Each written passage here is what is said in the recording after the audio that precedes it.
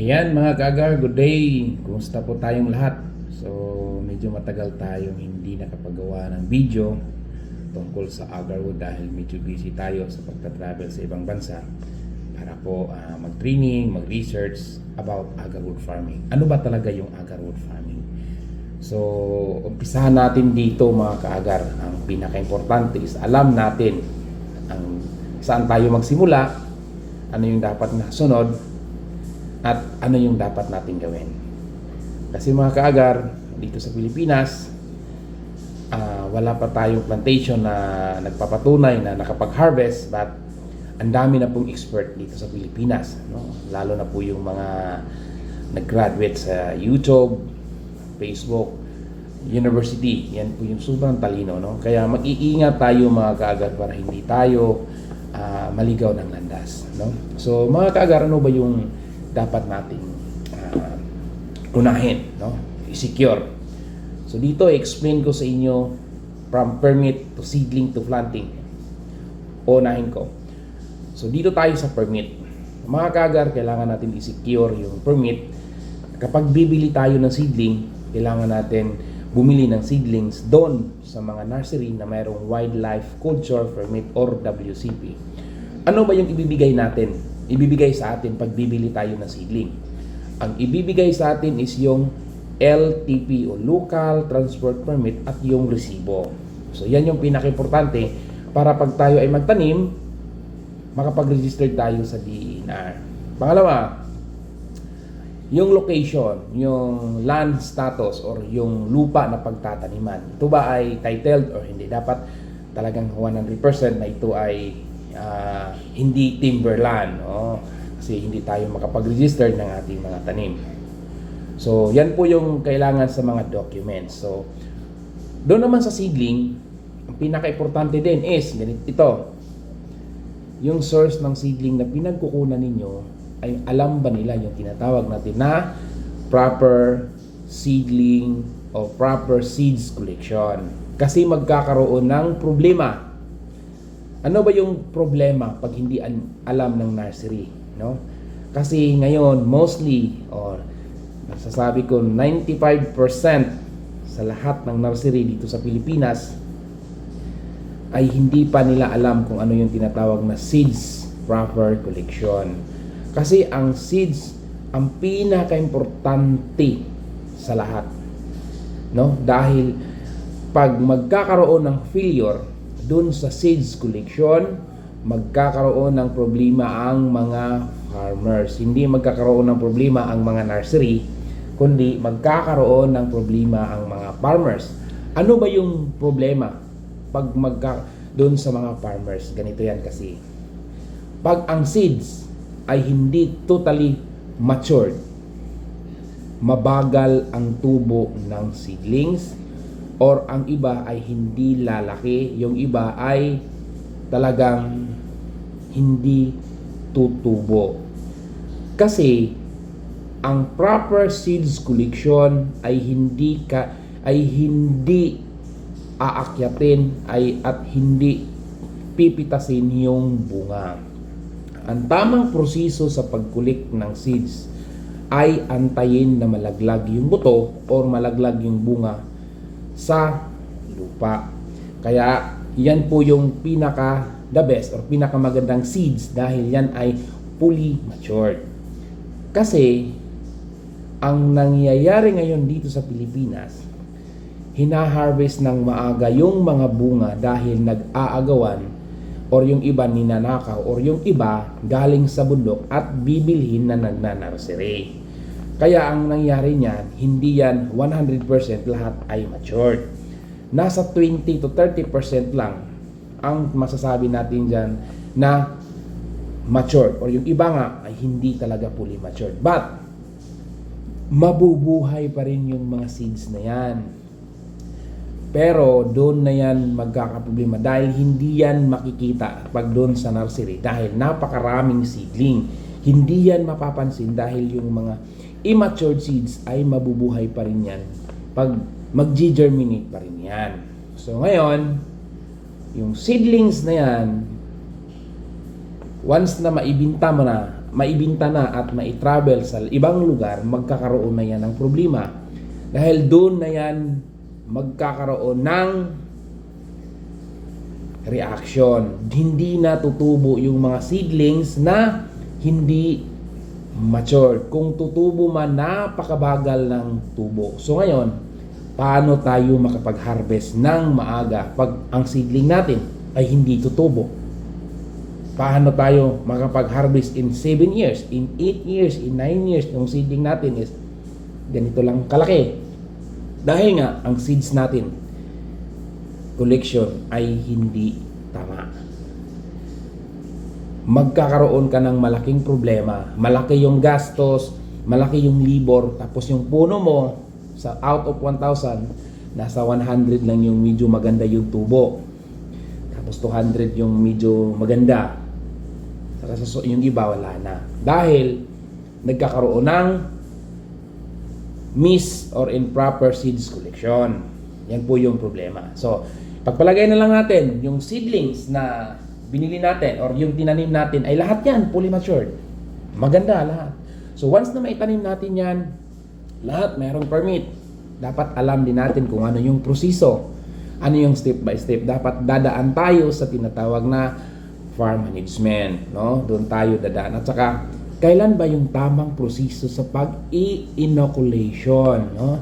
So, yung pag-i-inoculation, mga kaagar, yan yung pinaka-importante sa lahat ng bagay dahil walang plantation na hindi dadaan sa inoculation. Ano ba yung mga inoculation na ginagamit? Ano ba yung mga inoculation na maganda? Maraming mga inoculation na ginagamit sa buong Southeast Asia. Agarwood plantation. Iba't ibang technique, iba't ibang uri ng inoculation. Bawat plantation mayroong sariling inoculation. Pero nagdidepende yan kung ano yung gusto mong gamitin. Wala pong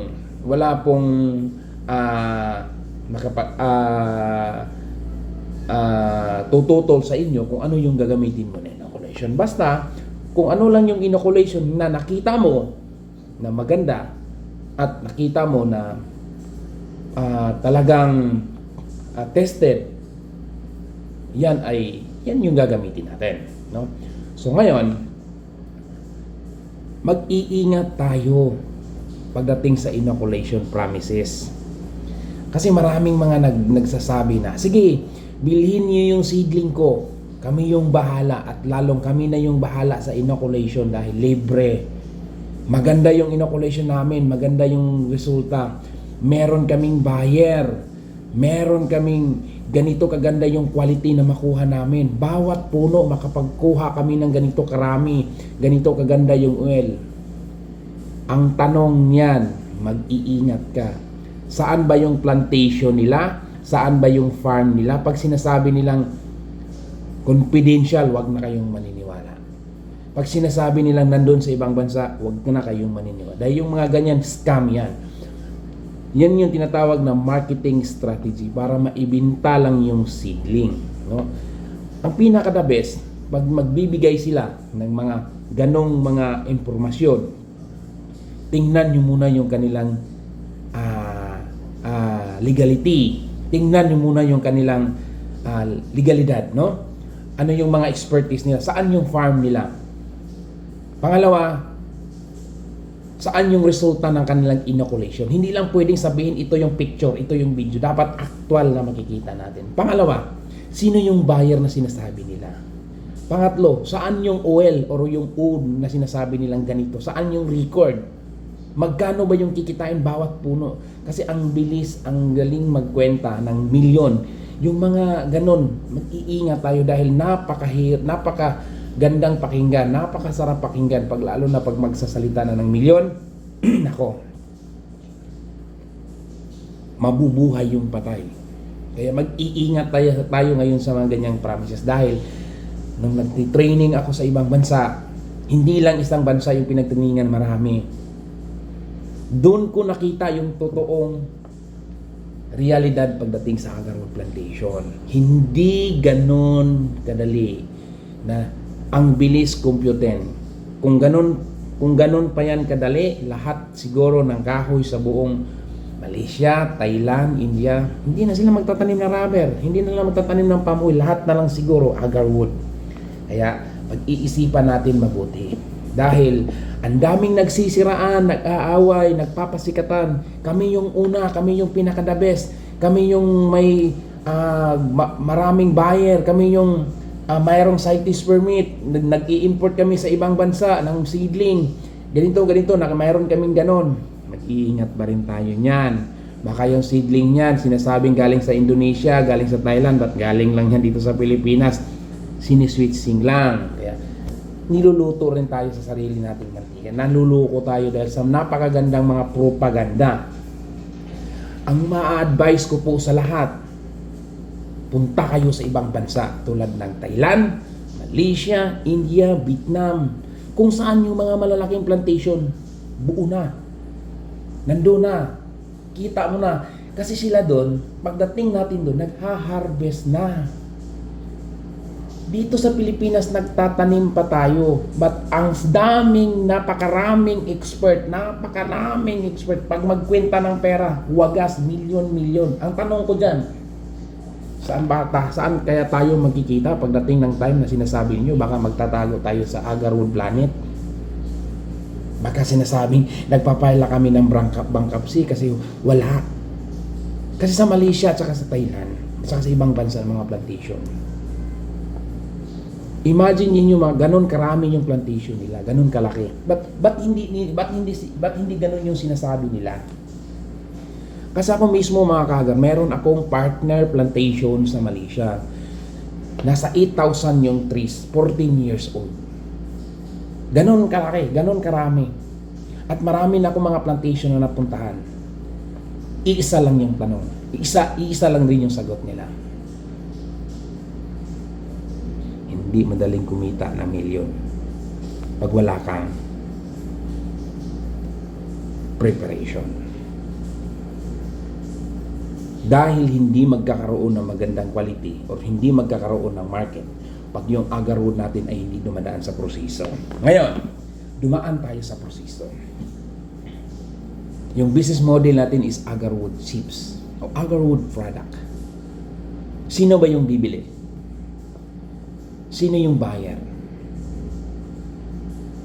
Ang iba nagkakita ng picture doon sa ibang bansa, nag-i-screenshot. Ganito kalaki yung presyo, ganito kamahal yung presyo sa Dubai, ganito kamahal yung presyo sa Saudi, ganito yung kamahal yung presyo sa Qatar, umaabot sa ganitong milyon or 500 to 750,000 per kilo. Ganito. Yan po yung mga presyo ng mga agarwood store doon sa ibang bansa. Hindi yun market product, market price. Kasi pag totoong ganong presyo, sino yung buyer? Sino yung Kasi kung ganon yung presyo sa mga plantation na mga cultivate ng mga agarwood, hindi na sila pupunta dito sa Pilipinas. Doon na sila pupunta sa Thailand, Malaysia, India, Indonesia. Napakaraming agarwood doon. Araw-araw sila nag-harvest. Bakit nahirapan din silang mag-market? Dahil mostly sa hinahanap ng mga international buyer ay wild agarwood. Pag wood product. Yan po yung totoo. Paano mo ma-market yung agarwood product natin sa ibang bansa na hindi ka mahirapan? Kailangan dadaan tayo sa proseso. Yung tinatawag natin na distillation process, yung oud oil. Kasi yung oud oil na yan, ayan po ay finished product na po mga kaagar. Hindi na po yan mahirap i-market dahil tapos na po yung proseso. Yung presyo niyan ay depende rin sa quality. No? Depende rin sa quality. Kaya kung mayroon kang maraming tanim, mayroon kang maraming plantation, kailangan mayroon kang sariling destination. Kasi yung iba, ang sarap pakinggan yung computation. Imagine, sige, meron akong 1,000 tanim. Magkano yung kikitain ko bawat puno? Example, 25,000. So, kinakompute agad, 25,000 times 1,000, 25 million. Ganon kadali yung computation. But ang tanong, magkano ba yung labor gagastusin mo? Ilang araw, ilang buwan mo ba matapos yung paglinis sa 1,000 agarwood trees? Kasi, ang isang puno ng Aquilaria, pag nasa 7 years old to 10 years old yan, at saka yung tubo niya ay nasa standard growth, isang puno hindi matapos ng 2 buwan sa pagka-carving ng 2 tao. So ngayon, magkano ba yung libor bawat tao? Ang libor ng bawat tao ay pagpalagay na lang natin 10,000. Dalawa sila, 20,000. Dalawang buwan nila bago matapos. Bawat isa is tag 20,000. So dalawa sila is 40,000. Ngayon, magkano yung expectation na kita mo bawat puno? 25,000 lang. Logi ka ng 15,000. So ngayon, saan mo pupulotin yung computation na ganun? At saka, paano mo i-manage yung 1,000? Sabay-sabayin mong putulin. Tapos isang puno, 2 taong maglinis, hindi pa niya kayang tapusin in 2 months. So ngayon, nangangailangan ka ng 2,000 na tao o isang barangay o isang baryo para maglinis doon sa buong farm mo. Sinabay mo pag-harvest. Ang mangyayari niyan, kaya mo ba yung ma-manage? Makikita, paano mo makuha yung yung expectation natin. Dahil yung nasa isip natin is yung kita lang, hindi natin tinitingnan yung labor, yung manpower. Pero pag mayroon kang sariling distillation, hindi mo kailangan yung maraming tao. Kailangan mo lang 4 na tao. Ano yung trabaho ng 4 na tao? Yan po yung driver ng truck mo o driver ng pagkakargahan, helper, operator ng chinso, helper ng chinso, poputulin yung puno, dadalhin dun sa warehouse, i-chop, iga-grind, lulutuin ng distillation, isisilik yung mga good quality, yung mga low grade, ipapasok dun sa distillation, yung mga good quality, yung nasa kategorya ng high grade, yan lang po yung ililinisin ng pagka-carving. Ganon kabilis kasi machinery yung gamit. Hindi siya manual. Kumbaga, mabilis yung proseso. Kasi pagputol mo sa kahoy, puputulin mo, dalhin mo sa warehouse, i-chop mo, ipakain mo doon sa grinding machine, maging pulverized, maging powderized yung agarwood, ilagay doon sa distillation, oil product yung market. So ngayon, ang market niyan is napakarami. Meron ng mga local na bumibili niyan. Kasi ang daming gumagawa ng mga perfume. Dito sa atin sa Pilipinas, magkakaroon ka ng local market. Ng local buyer. Dahil lahat ng mga perfume, nangailangan ng wood oil.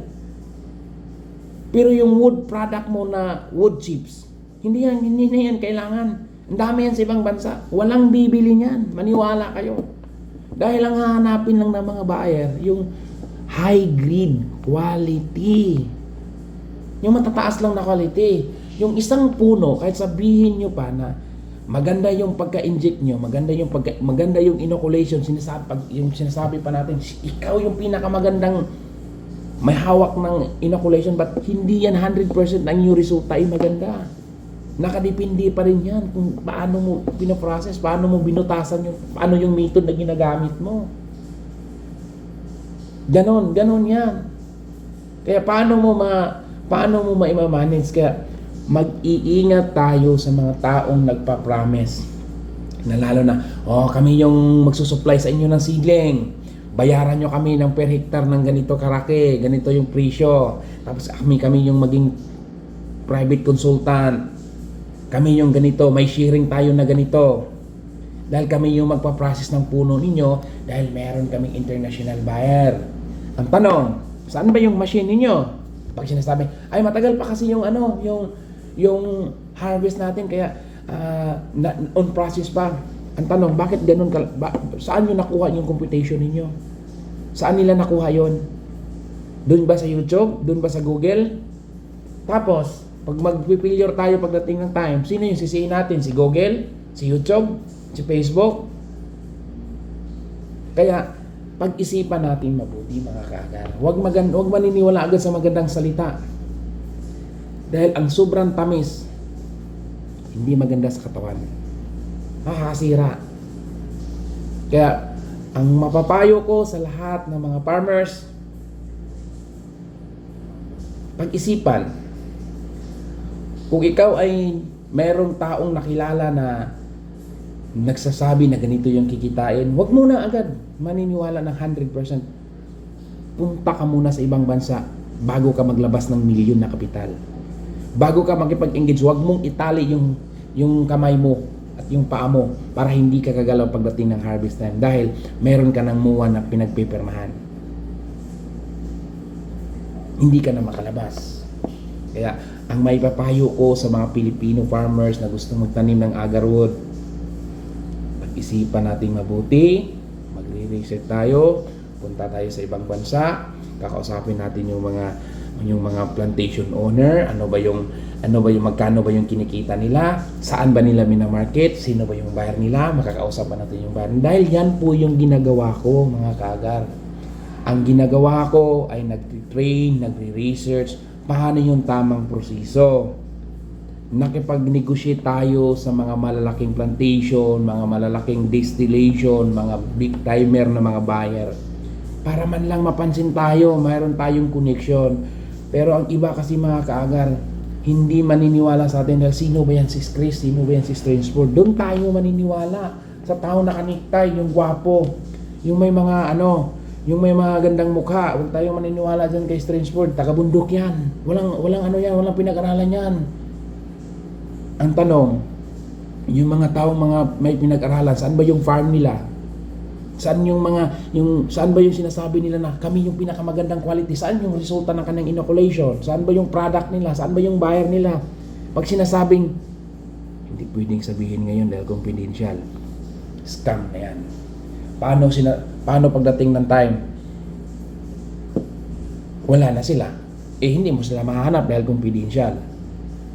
May habol ka ba? Lahat ng sinasabi nila pag magpipilyon, magbabayad ba sila ng damage?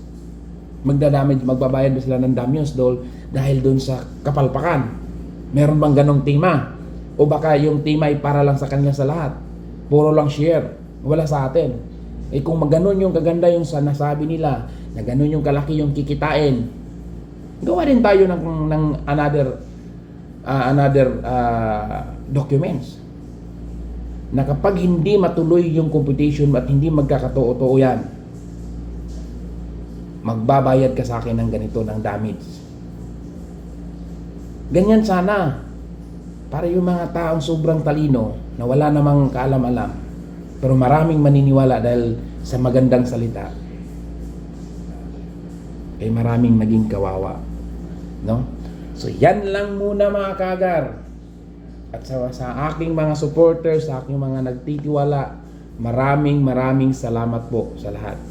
God bless ho at pagpatuloy natin yung pagtatanim. Hindi lang agarwood, any kind of native tree for the future and for the next generation. God bless ho mga kaagar. Bye-bye.